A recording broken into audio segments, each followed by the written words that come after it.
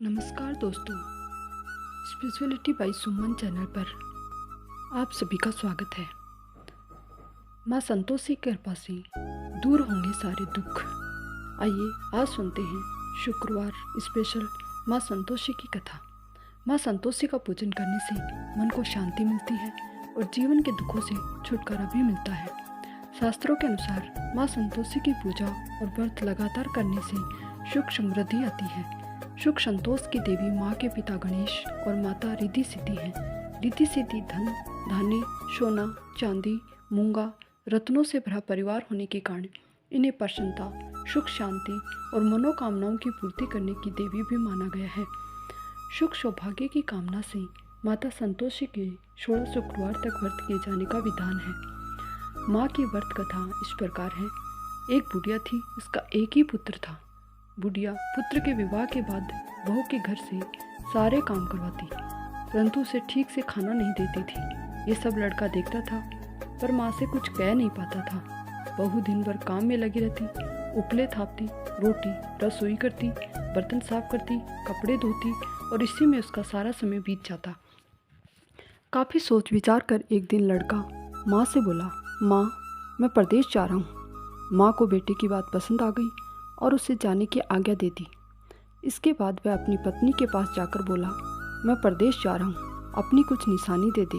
बहू बोली, मेरे पास तो निशानी देने योग्य कुछ है ही नहीं। ये कहकर वह पति के चरणों में गिरकर रोने लगी। इससे पति के जूतों पर गोबर से सने हुए हाथों से छाप बन गई।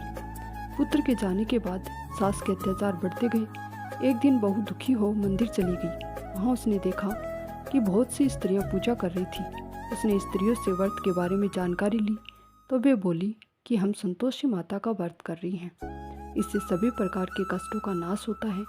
स्त्रियों ने बताया, शुक्रवार को नहा धोकर एक लोटे में शुद्ध जल ले, गुड़ चने का प्रसाद लेना तथा सच्चे मन से माँ का पूजन करना चाहिए। खटाई भूलकर भी मत खाना और न ही किसी को देना। एक वक्त भोजन करना। व्रत विधान सुनकर अब वह प्रति शुक्रवार को संयम से व्रत करने लगी। माता की कृपा से कुछ दिनों के बाद पति का पत्र आया। कुछ दिनों बाद पैसा भी आ गया। उसने प्रसन्न मन से फिर व्रत किया तथा मंदिर में जाकर अन्य स्त्रियों से बोली, संतोषी माँ की कृपा से हमें पति का पत्र तथा रुपया आया है।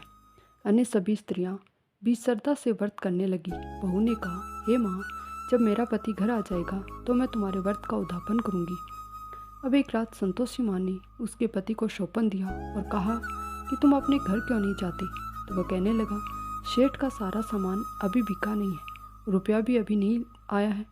उसने सेठ को शौपन की सारी बात कही तथा घर जाने की इजाज़त मांगी, पर सेठ ने इनकार कर दिया। माँ की कृपा से कई व्यापारी आए, सोना चांदी तथा अन्य सामान खरीद कर ले गए। कर्जदार भी रुपया लौटा गए। अब तो साहूकार ने उसे घर जाने की इजाज़त दे दी। घर आकर पुत्र ने अपनी माँ व पत्नी को बहुत सारे रुपये दिए। पत्नी ने कहा कि मुझे संतोषी माता के व्रत का उद्यापन करना है।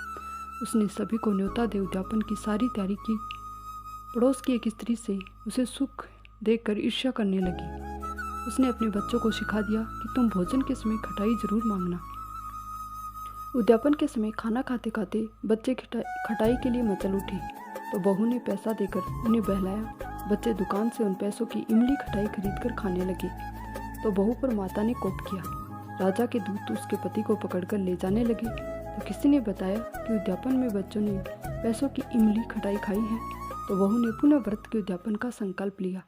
संकल्प के बाद वह मंदिर से निकली तो राह में पति आता दिखाई दिया। पति बोला, इतना धन जो कमाया है उसका टैक्स राजा ने मांगा था, वही देकर लौटा हूँ। अगले शुक्रवार को उसने फिर विधिवत रूप से व्रत का उद्यापन किया। इससे संतोषी माँ प्रसन्न हुई। 9 माह बाद चांद सा सुंदर पुत्र प्राप्त हुआ। अब सास बहू तथा बेटा माँ की कृपा से आनंद से रहने लगे। इसी तरह से माँ संतोषी आप पर सौभाग्य बनाए रखें। धन्यवाद।